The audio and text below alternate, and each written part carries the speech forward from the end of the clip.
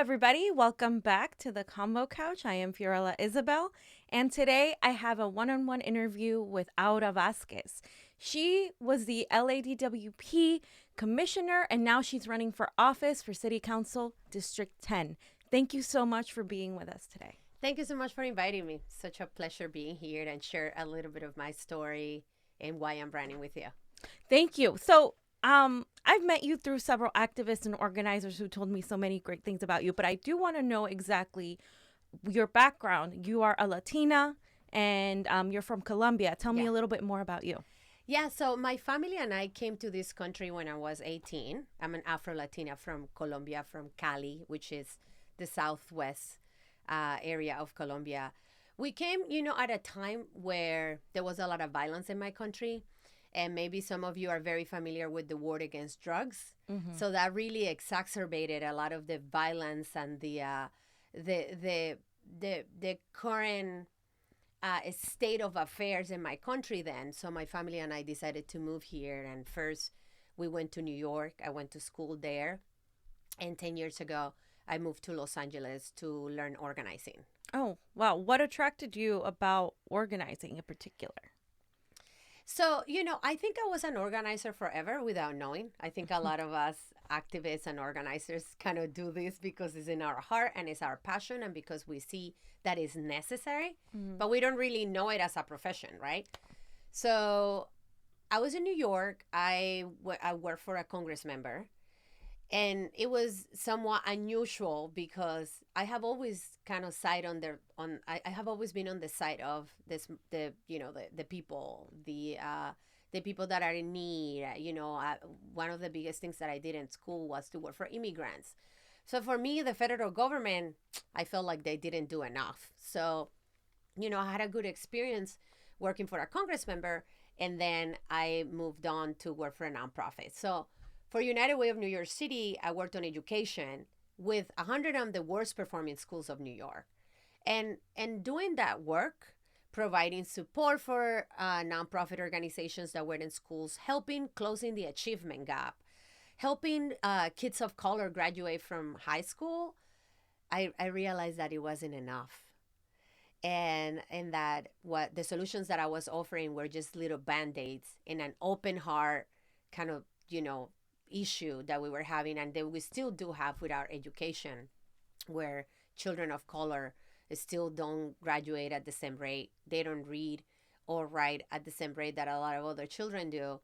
So that was important to me, but I started experimenting with very interesting things while I was in United Way. So taking the students to meet with elected officials. In New York, you stand outside of City Hall to wait for elected officials to come to the chamber, and you talk to them that way.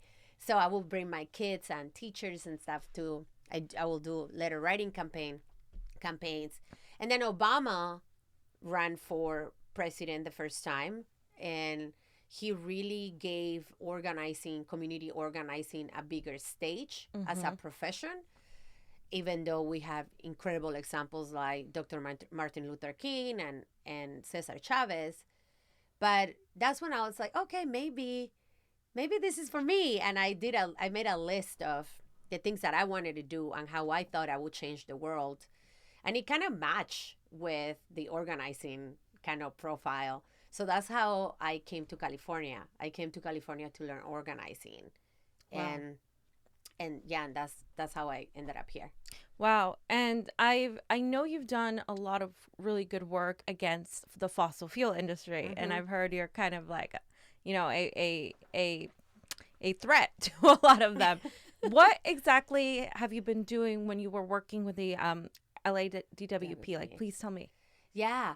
So, being a commissioner for DWP was really the pinnacle in a lot of ways of my career, because I have been I have been a strong advocate for environmental issues for so many years since I was little. In fact, the very first organizing action or activism that I ever took was founding the first environmental club in my school and banning aerosols. This is back in the 80s. After I saw a show about climate change, and back then it was the hole in the ozone layer and global warming. And at DWP, there were a couple of things that were very important to me. Number one, I wanted our utility to be a much more customer-friendly organization. You know, we pay every month here in Los Angeles to DWP. Mm-hmm. I wanted us to provide the best service, and I wanted for people to really believe and to feel that that was the case. Also, for me, the sustainability and getting LA to 100% renewables was extremely important. And you know, earlier we were chatting about you know, events that both of us have been or have not been. And I shared with you that one of my proudest accomplishments at DWP was to retire 3 coastal gas plants that were polluting our neighborhoods and that were really not giving a lot of economic benefits to our city, and turn them into 100% renewables. In a way, that action supported LA to get off of gas. Right. Which is an incredible accomplishment, not Absolutely. just for me, but what we did, all of us together, you know, in our work to make this possible. You know, I was not the only one that approved this plan, but, you know, a lot of other people were really involved. The Sunrise Movement, a lot of folks that were very, very, very entrenched and involved on making sure that the voices were supported at DWP. Yeah. As an activist, organizer, obviously someone that cares about immigrants, about leftist people's issues, right? How were you able to surpass that kind of barrier that exists between the establishment and someone like Garcetti pointing you to that? Because it's amazing to me what you did within the system, like within the system as it exists, because it is a very difficult system for many people who are progressive to work in. Yeah, I think that, you know, I was the youngest ever appointed to DWP. I was appointed when I was 38. I was the first immigrant, and I was the first environmental justice organizer to be appointed. And I think that really speaks about what Los Angeles really wants.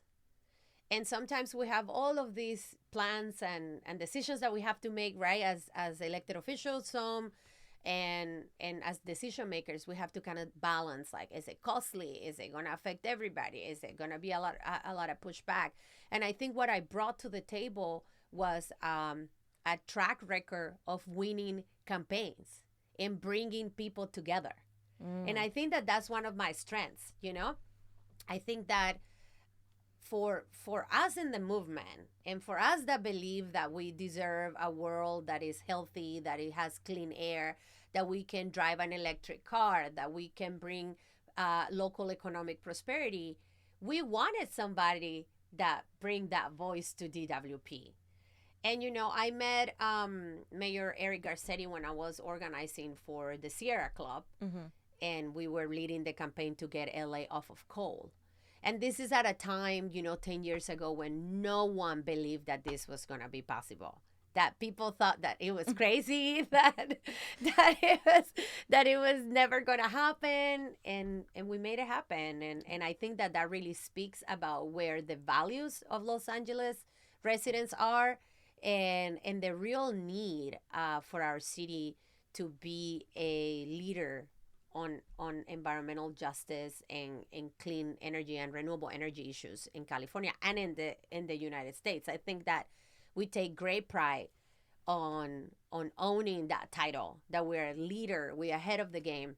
Yeah. And I think that I was very blessed and honored to be able to get there. And it took a lot. It took a lot for me. I mean, you know, if you follow my social media, I'm a very outspoken person. I tell the truth. So, you know, to get into a utility where, you know, there's a protocol. Yeah. And then yeah, I'm trying to picture you in there, and I'm just like, huh? Where there's a protocol, and when there is a code of conduct, and where, you know, when I came in as someone that kind of dislike very much bureaucracy, and you know, like, we have technology, like, I'm trying to bridge, you know, and I'm trying to make things easier for us. Yeah.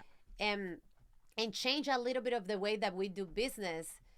It was definitely an interesting, I think it was an interesting piece for on both sides. I think on the management side, for them it was I really came with a strong push. I had a really clear idea of what I wanted to get accomplished at DWP. And I think for us on the outside, or for the other folks, the everyday residents, they really felt like they had a voice and that they had a person that they could count on, that I was going to fight for them. So I hope to bring, my plan is to bring the same attitude to my candidacy and later when I become an elected official. So exactly. So because you have all these people that believe in you, and all these organizers, and also all these residents that have been just following your path and your journey, how do you plan on using what you learned, like for your candidacy to run for city council, and what are the plans that you implement doing? Like, what's the most important thing you think we should go after right now? Absolutely. So, the experience that I had as an organizer, bringing people together, understanding how everyday problems of people become policies, and become policies that affect all of us. Also, my experience just dealing with the bureaucratic process and how effective is to have an inside-outside of strategy, I think is something that is going to bring a lot of value. And we're at a time where we want to see change. Do you guys want to see change? Yeah. Absolutely. We definitely want to see change. We cannot afford to elect more establishment people to the city council or to Congress or to the presidency or anywhere else. We need everyday people that understands our struggle to represent us. And somebody that when they get to where they want to be, they're going to fight for us. Exactly. And I think that's what I'm bringing to the table. Now, what I'm planning to do as a councilwoman, there are some issues that are very rooted in my community in District 10 in Los Angeles. One of them being, affordability. Mm-hmm. I mean, I'm wondering, I would love, I can't see the screen, but I would love to see how many of you believe, and post it on your comments, how many of you are scared that when your rent goes up, you're going to get kicked out of your apartment, or when your where your lease is up, you're going to get kicked out, or they're going to just make it to a marketplace. So we don't really have a lot of protections for renters. Mm-hmm. And I think that that's extremely important, and that's something that I want to support. City council members have the chance to approve and not approve development that happens in the district. Exactly. So as a councilwoman, no development unless we can afford it in our district. And let me tell you what's affordable in our district. $47,000 is the average income for the residents of District 10. Wow. But they're building $2 million condominiums. People can't afford. You're right. Housing, people are constantly getting kicked out, or the landlords are corrupt and they're not fixing anything, and they're just pushing the people out, or trying to give them a really small amount of money to push them out and build some kind of a high rise, right? Absolutely. And look, I want development. We need it. There is more and more of us in the city, but we need to make sure that this development is responsible, and that when they come to a transit-oriented area, that developers actually survey and understand who lives in the vicinity, so that those people that live there can stay there and continue making our community amazing. So that's one of my issues. I feel very strongly about housing. Homelessness. Yeah. Oh my! I mean, where is all the money that the voters approved? Right. Where is it? I mean, this is a good question that I wonder myself every day. I'm sure some of you and watching also wonder that. And the city is making strides, but it's not enough. I mean, everywhere you turn in Koreatown, in West Adams, in Mid City where I live, in Crenshaw, in Arlington Heights, in any of the neighborhoods in my district, you see unsheltered people. And so it really speaks to me in a lot of ways to the morale of that we have to care for other people, number one. And number two, this is very connected to housing. Yeah. Every time the rent goes up by 5%, thousands of people, seniors, veterans, women end up on the streets. It's a disgrace. I think we need wraparound services for them, meaning services that can, take them from the streets to maybe a mental health facility, maybe a woman's shelter, maybe a woman's path to get out of the streets, maybe a job worth creation or such. Mm-hmm.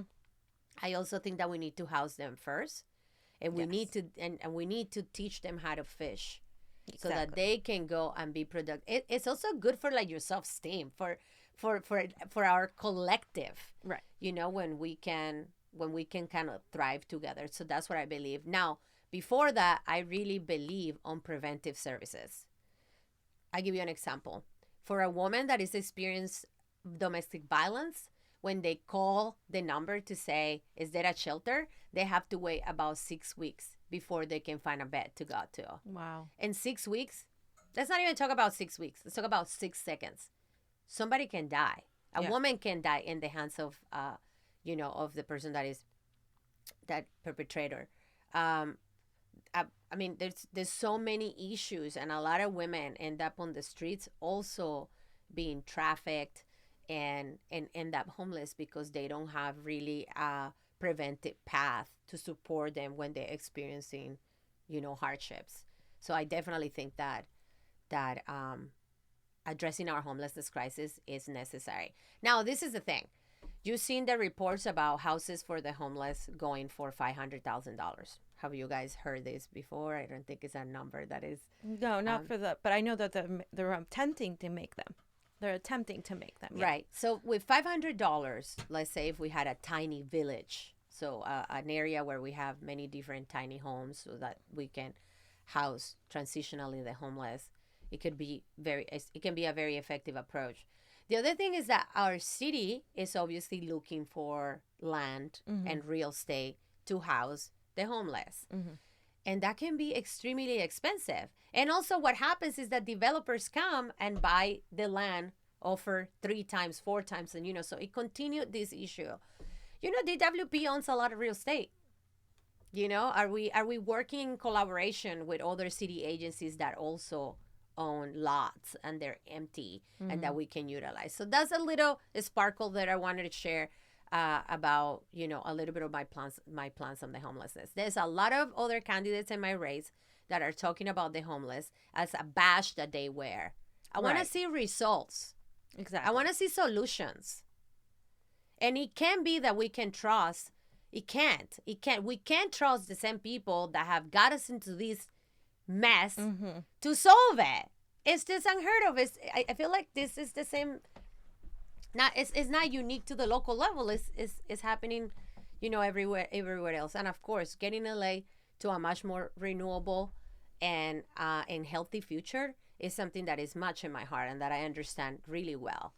You have a lot on your plate. I mean, from homelessness to the housing crisis to the issue with money in politics. Now, we've talked a little bit about how you feel about that. Tell me more about your experience in dealing with, the corrupt campaign finance system, because that is what ultimately causes this establishment politicians to not fix the problem, give you platitudes, and then just continue the status quo as is and then not solve anything. I want to see a day where in Los Angeles we have a campaign finance system that really supports grassroots candidates. And I mean, in the future, what I would love to see is just public campaign financing, to be honest. I think that that's just going to be more fair. And now, I'm a new candidate. Do you guys know the definition of what a candidate is or what you're supposed to do? There's many definitions, but being a candidate means that you're expected to sit on a phone call for 5-6 hours a day calling people to ask them for money. I mean, that can be extremely time consuming. It takes you away from really connecting with your voters. So instead of making phone calls all day, I could have been like connecting with the community on the ground, my voters. And also it really speaks about this idea that we're still kind of thinking that we need, in order for you to win, you need to make so much money. You know that for my campaign, I mean, easily you can have a budget of $500,000. So it's extremely hard for a lot of us that are progressive and that are have been organizers and activists, because we also don't share the same social capital that a lot of other candidates do. So the good candidates that are going to fight for us, that are going to be out there in the front lines, and that are going to really take care of our people, working class, can make it. Yeah. But only the rich. Does this sound familiar? Only the rich and the influential and the powerful. So I think there's, I want to see two things. Like I said, I want to see a really robust public financial campaigning at the local level. I also want to see everybody step up. You know, I have a campaign right now going. I every Wednesday I do my fundraising Wednesdays, and they're fun. And if you look at my Instagram story, you can see. And I ask people to donate $20.20 because my race is in 2020 for a 2020 vision. $20.20. I have about 3,000 friends in social media and just on Facebook. Those are my friends, not even the people that follow me on my page. Who can do the math? If everybody donates $20 and it's 3,000 people, I mean, we could do so much. Yeah. And I think that I also want to see how we can really play with this crowdsourcing style of funding campaigns. And how much it is? $60,000, guys. I mean, that would be incredible. That will take me to my June, financial fundraising goal. Mm-hmm. I mean, you imagine $20.20. It's not going to make you any rich. It's not going to make you any poor. I think democratizing the way that we contribute to campaigns is something that I really want to see and I want to fight for. We've seen it a little bit with Bernie Sanders and all the people donating to him, and he's actually competing with people who will have a secret fundraiser, and you get the maximum amount. People are writing checks. I've been in rooms where the wealthy are there and they're writing checks for their chosen candidate. It's really hard to compete in that system because then you're like, how can I compete? But I think what we've seen with like Alexandria Ocasio-Cortez and that kind of movement in Congress, we've seen that people power can matter. They can have a couple people giving them thousands of dollars. But if you have thousands of people giving you a couple of dollars, then that can be it. That can actually take you to the top. So I really admire this kind of idea that you have, because it is a very grassroots, people-powered movement. And that's what we have to push to, because we can't exactly right now change the system until we get our people in there. Absolutely. And, again, the people in my district make $47,000 a year. Exactly. And an average. I don't think they can write me, I don't think a family, this is much of the style of fundraising. The mom, the dad, the kids, the neighbor can sit there and write me an $800 check, each of them, because that's the maximum contributions for a race like mine in LA. But, $20.20, so you have a skin on the game. So that you said, I'm supporting this person because I believe in her and because I want to see something different and because we have a choice. And I think for a long time in the 10, in District 10, people felt like they didn't have a choice. I mean, if I tell you about how voting numbers here, you will cry. Let me not do that. You will cry to know what's going on. That in a 250,000 people district, elected officials, our current city council member in his last election won with 8,000 votes. That's why I already want. This is just unheard of. It's just crazy. Last election, 12,000 people voted. 12,000 people voted. Out of 250,000 people. And that's just residents. Let's talk about some of you that really are savvy about, campaigns might be thinking, are those highly likely voters? I'm sure some of you are wondering, are those, propensive voters? So, in a universe of about, 60,000, 70,000, which will be the most, the people that really kind of vote, we have 8,000 people voting. Wow. and getting elected. So, my campaign is not just about fundraising. My campaign is not just about issues. My campaign is also about engaging a community that is completely disengaged in the political process. A community that doesn't feel, and when you feel disengaged, what happens? You feel that you don't matter. Yeah. So why does it matter if you vote? You feel like your voice doesn't have any weight.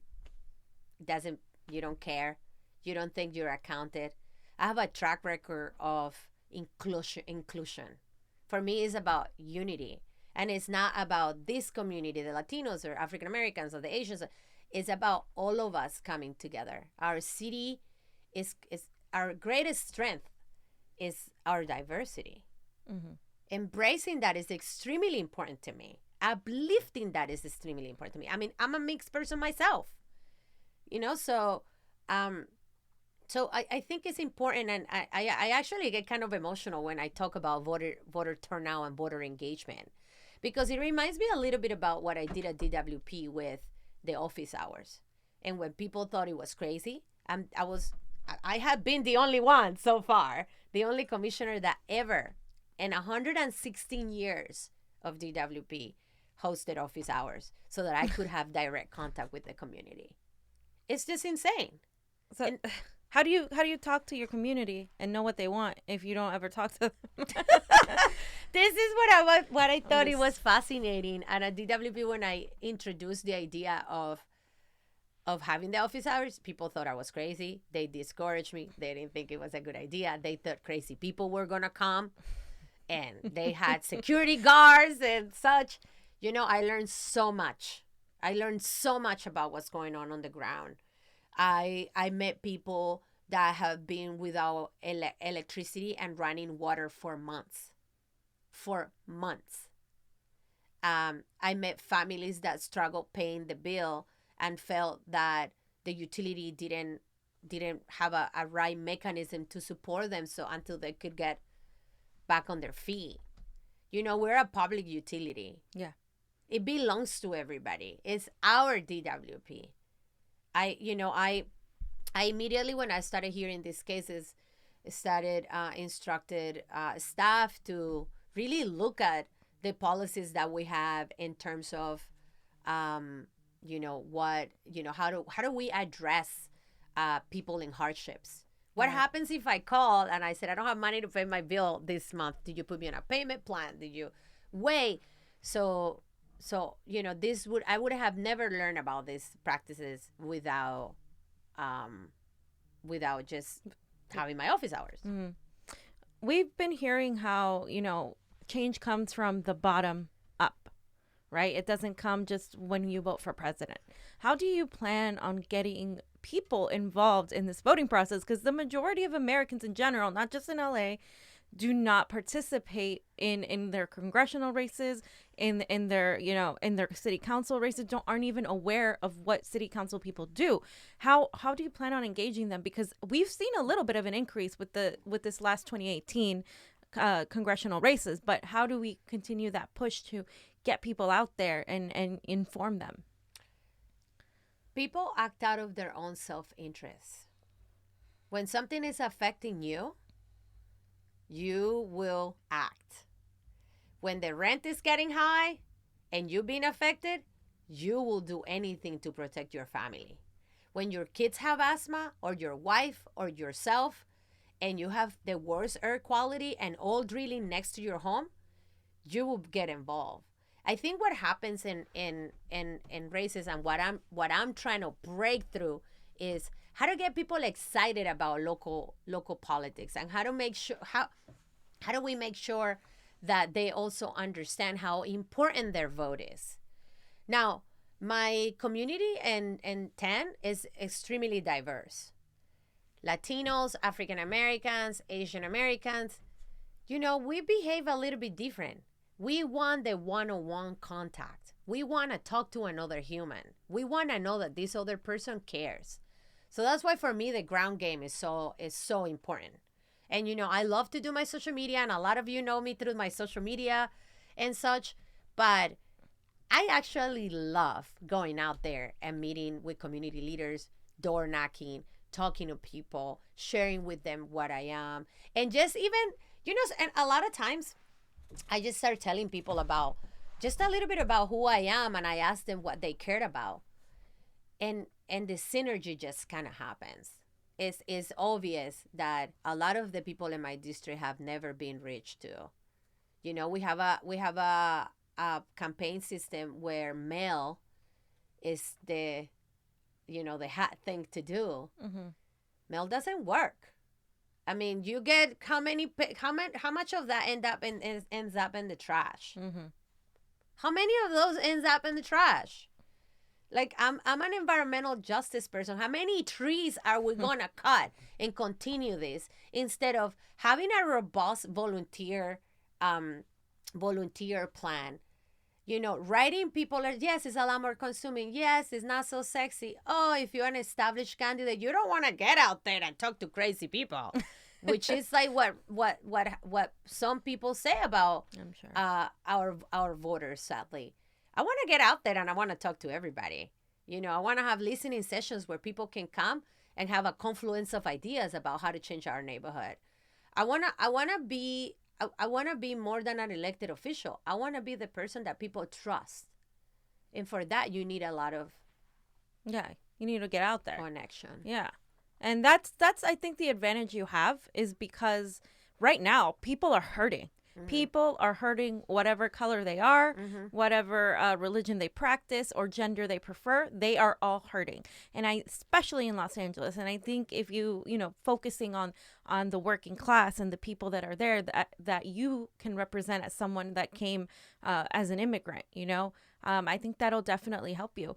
Do you have an opinion on what the current status of our country as far as the presidential race? Oh my God, yes. I didn't think, I thought you would, but. Well, so what's happening in our country is that we see a wave of more conservatives and conservatives that are really racist. Conservative people, we see another type of grassroots elevated by the hatred of our current president. And, for a party that really instigates hate and fear in people. So we see attacks on women and women's rights and how they should or not choose for their own and their bodies. We see attacks to immigrants constantly. They're rapists. They come here to take everything from us. They're taking our jobs. Does it sound familiar? And the border, and we need a bigger, wall and such. We see a lot of still police profiling, and police that instead of protect us, profile a lot of people of color when we need to work together and actually make sure that we're protected and not profiled. So a lot of this institutionalized racism and systematically oppression that we see every day is in the policies that affect us in the schools and the hospitals, on how we get health care. And you're wondering why is there so many homeless folks that are mentally ill or have and they can't really afford insurance or have insurance and end up on the streets. So I think it's exciting to see a lot of people step up to the plate about running for office.